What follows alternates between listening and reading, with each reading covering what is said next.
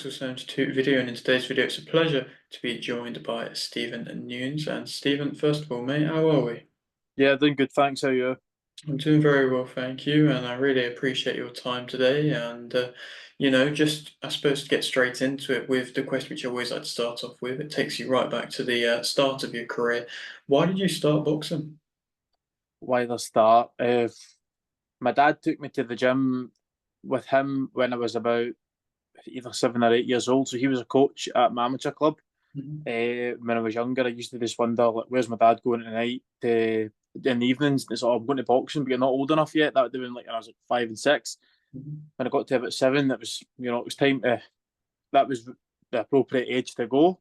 Went to the boxing then, just messed about, made friends, had a laugh.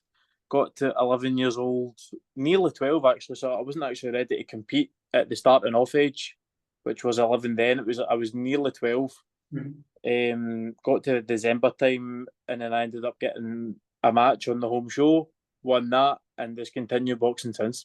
Now I'm 2-0 as a pro. Do you feel like, starting as young as you did, I mean, 7 years old, it's only benefited you in the long run?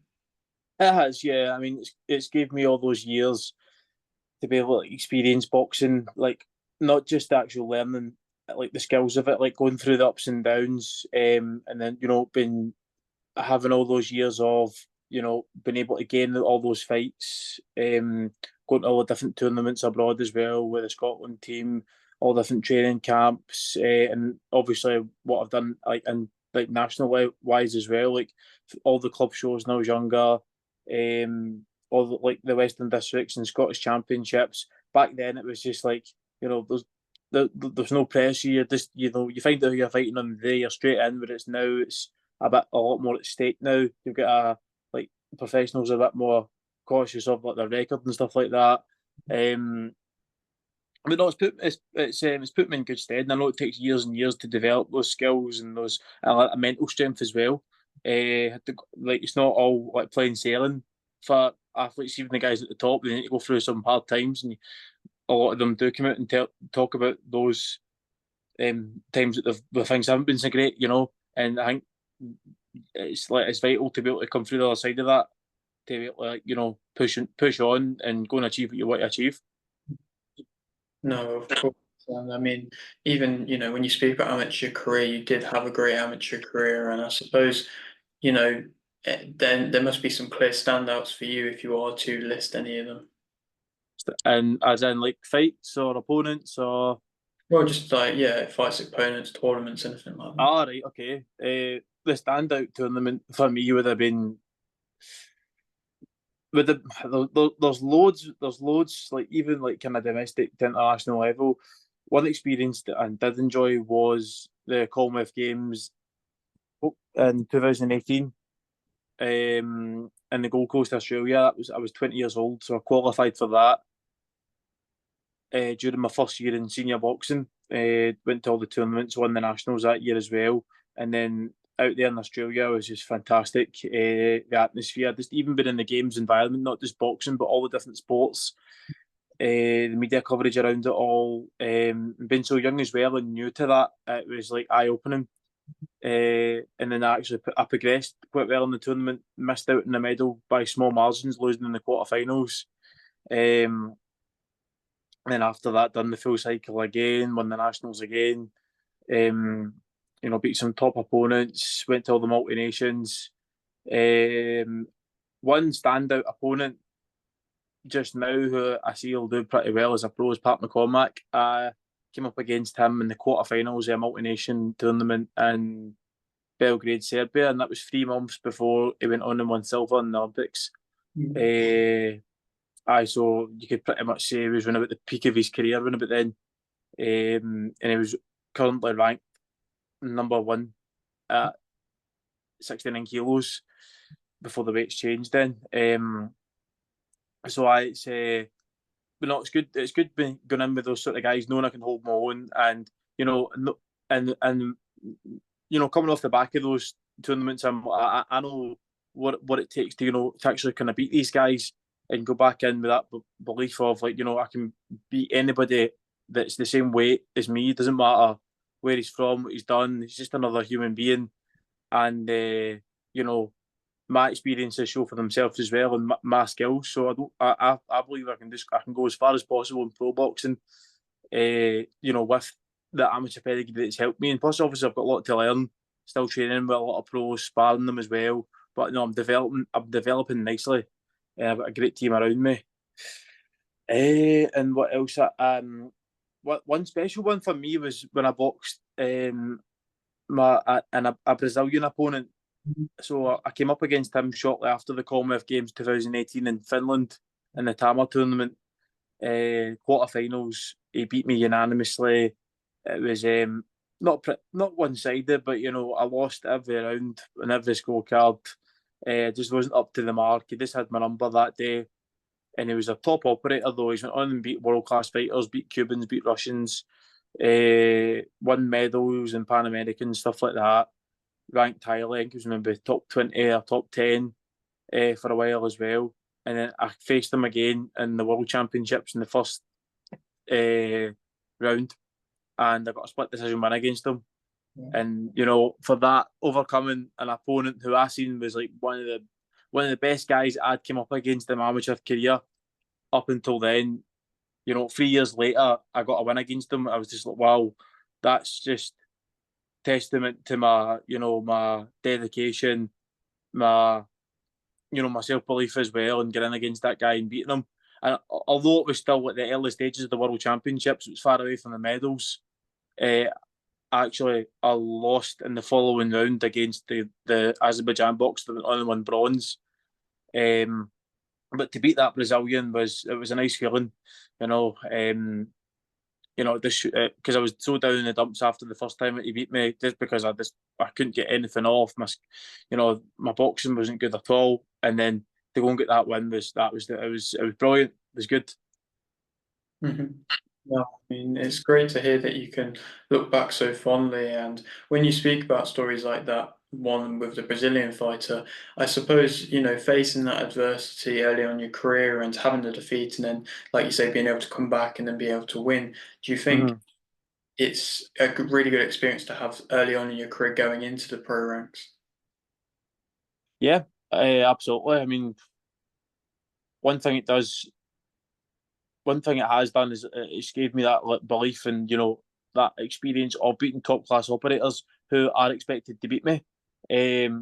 From on paper, for that to ever happen in a pro ring or a pro matchup where I'm in with a higher ranked guy and he's expected to beat me, then there'll be no doubt in my head whatsoever that I can go in there and win.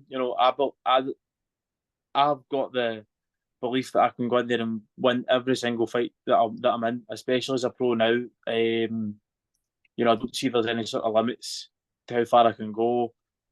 Uh, and I just it's not like the underdog story or anything. It's just like you're up against these top operators. It's small margins, and it's obviously a subjective sport as well with there's judges and stuff. Whereas in a pro ring, in a pro fight, there's longer rounds, there's smaller gloves, there's more time to rehydrate after weigh-ins, things like that.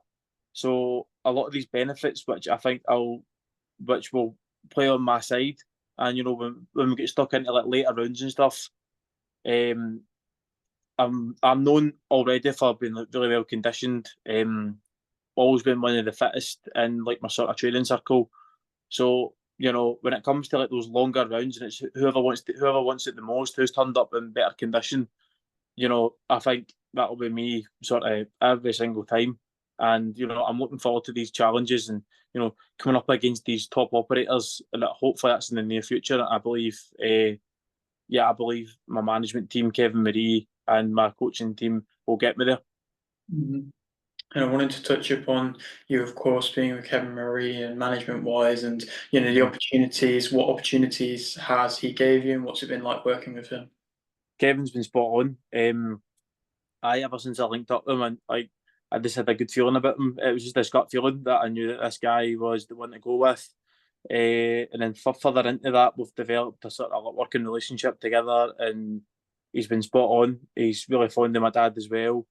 Um, we all get on. Everything's been fine so far. He's been really open and transparent about everything. And obviously I'm still very early in my pro career anyway. I've only had two pro fights. Um, I've got my next one 4 weeks time, um, down south as well. So I'm still finding my feet with this with professional boxing. Everything seems to be going well just now, and I've just got a really good feeling about it all. I hope it all unfolds the way I've visualised it. And I suppose, touching upon you only being early in your pro career, how are you enjoying this process of being a prospect and trying to be active with fights and trying to, build a name for yourself and progress through the ranks? Yeah, good. Well, I had my debut middle of May, and then 3 weeks later I was back out. Quickly getting another win. It did take me a wee while to get started. However, I'm up and running now. The summer's over now, and there's some shows and opportunities for me to be back in the ring and keep active right up until like Christmas and New Year. So I've got two fights scheduled in just now. One October, obviously, and one at the end of November. Hopefully, I can get another one or two in like December or January. But I'll leave that to Kevin, my coaching team, to decide that. I'll just, as I mentioned before, um, I'm just the guy that turns up, fights, goes home, trains, and follows. And I just trust the process. I leave the business side up to the guys who are outside the ring, and I'll take care of the fighting inside the ring. But not good. Uh, as a pro now, I enjoyed the amateurs, it was great. However, it's the new chapter. I'm ready for it. And obviously how different stylistically things are, whereas you're slowing your feet down a bit more, you're hitting me harder shots, those longer rounds, those pace setting. I'm I'm really interested in like the physical and physiological side of it. And then obviously there's the business side of it as well. But no, it'll be good, and I believe I'll be up in lights and winning titles in the near future. Mhm. No, no doubt. And I suppose, as you have fought at a high level in the amateurs and you've had fights in which a lot of eyes have been on you, coming into the pros, of course, you kind of have to maybe start again a little bit and you come through the small hall. How Mm-hmm. has the shows been treating you? Fine. I had my debut uh, in the Ravenscraig facility in Motherwell, which is only a few miles from where I live. And to have like that home support was special, especially with the amount of travelling that I've done with amateur boxing and been abroad quite a lot for all my tournaments. Not having that home support there, it does help you grow and stuff, and like been away from your comfort zone and been out there and fighting in different countries against all these different opponents. But to have my debut near home, it was special. It was nice for a lot of people who have been supporting me for these years, were able to actually come and see it, like actually be present during the fight.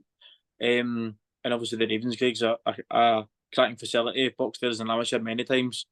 And then my second one down in Oldham, Manchester, where a lot of Kevin's fighters fight on those shows as well.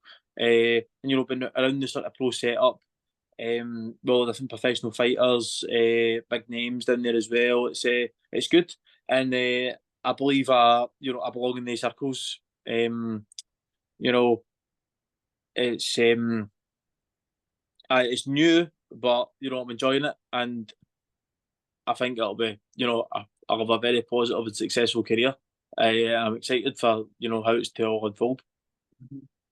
Of course, and like you've mentioned, you see titles in the not too distant future, and I'm sure you're coming in with a lot of confidence in pro ranks. But what would you say currently is your main motivation for the sport? My motivation is honestly, it's just because I enjoy it. I enjoy boxing. I enjoy being an athlete, and it's just what I do. It's just what I do, and I know that people, there will be some boxers still in boxing, for financial reasons, um, things like that. But I feel as if I could go and get a job. I'm highly qualified. Um, Went through university, got studied a masters, studied as an honours. got all these other qualifications as well, which I can go and get a job. But I've decided to, you know, put focus on my passion, which is boxing. And I know that it's a short career. I know that my circumstances will change in years to come, where I might have like a family or other responsibilities. Whereas right now, um, time's on my side. I'm young. I'm extremely fit, and I've I've got the fire for it.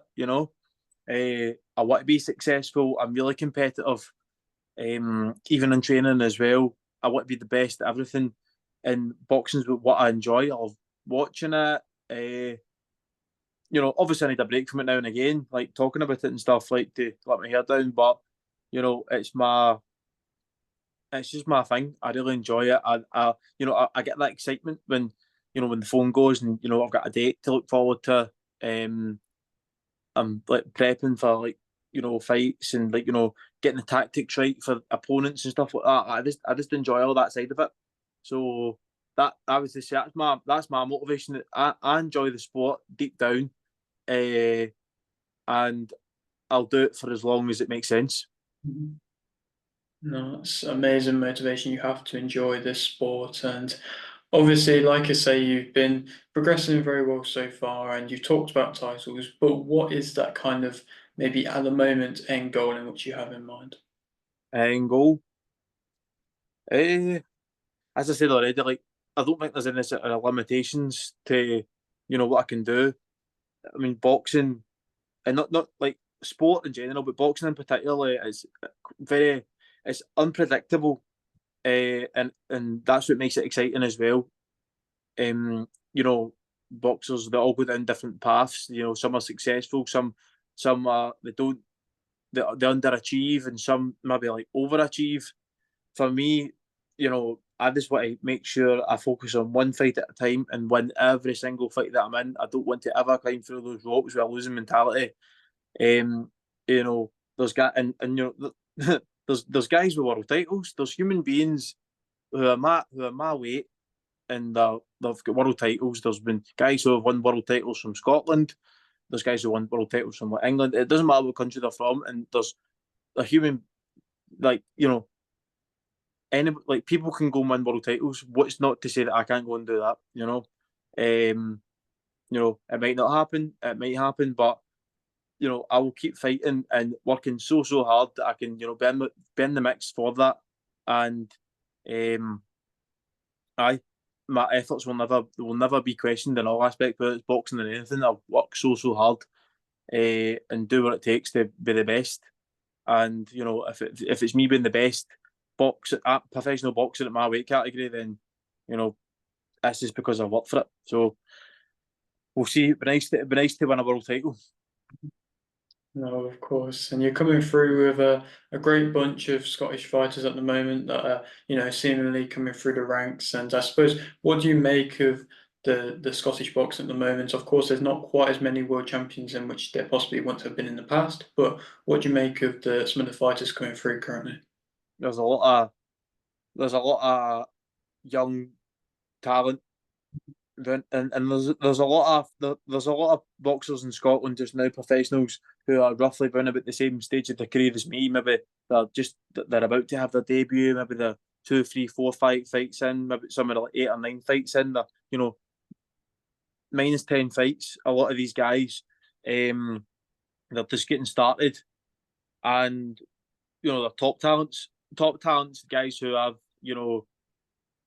been like part of the Scotland setup with the national team, who I've witnessed like beating like top opposition, like beating these top Russians, Kazakhs. We've all had great success, and the team and a lot of the teams I've been in, like the team changed quite a bit during my time there in the Scotland team because I was there that long. Guys turned over, guys quit, and then newer guys came through, etc. So, there's a lot of big talent. I'm buzzing for Willie Hutchison as well. So he's got a massive one coming up, and he's definitely capable of winning. Yeah, it might be second favourite with the bookies, but Willie's unbelievable. As an amateur, I watched him beat you know pull these wins at the bag he wasn't supposed to win.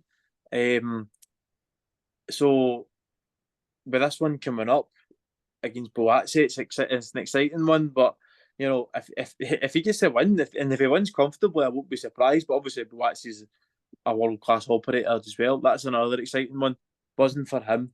Obviously, you've got the likes of Nathaniel Collins who's up there just now, and he's a lot to go through just now as well. I pray for him, but he's a top class operator as well. He's hungry, he's got passion, and he wants it. And there's more. There's a lot more. I could sit here all day and speak about the talent that's coming through.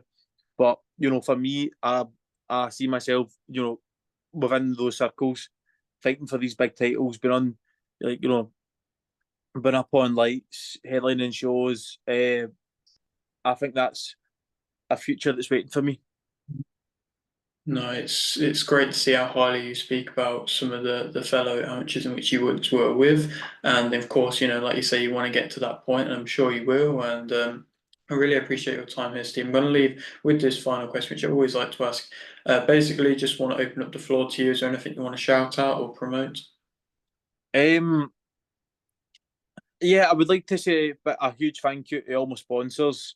Uh, Muscle Injury Clinic, Connect Financial Services, The Body Kitchen, Caliber Coaching, MXP West. Um, it's hard to think of all at once. There's so many. There's Soul Sweets. Oh, everything adds up. I get so much support, and since I turned pro, a lot of people have shown so much encouragement for me, and a lot of people got high hopes from me, and that's really nice. A lot of people going out their way and supporting me when they don't owe me anything, and it's just at the goodness of their heart. I'm so happy with the support I'm receiving, and for everybody else, like tune in. There's an exciting career waiting to happen, and I hope to entertain. And I just thanks for all the support so far. I'm buzzing with it all, and I'm looking forward to the rest of my career. And I can't wait to see the way that you develop, and I hope we get to catch up again soon after a few more fights and things as they keep progressing very well. And I really appreciate your time, like I say, Stephen. And so yeah, that is it for today's video. Hope you did enjoy. Like the video if you did, like the video, subscribe if you're new, and thanks for